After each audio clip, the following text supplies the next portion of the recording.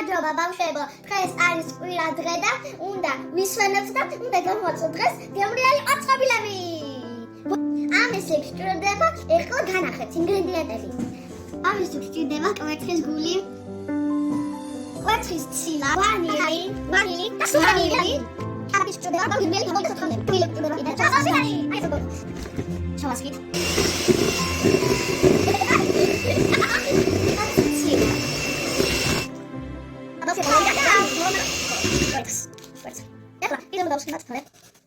ეს ასე გავაკეთოთ კულ.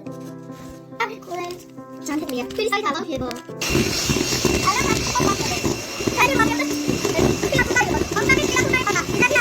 ეხლა მოგებო, უნდა დავმატოთ ერთი კავდი თაბლი. სამი კავდი თაბლი. დავშალოთ ის კარია თაბლი. ხან ახლა აკეთე. ერთი კავდი უკვე.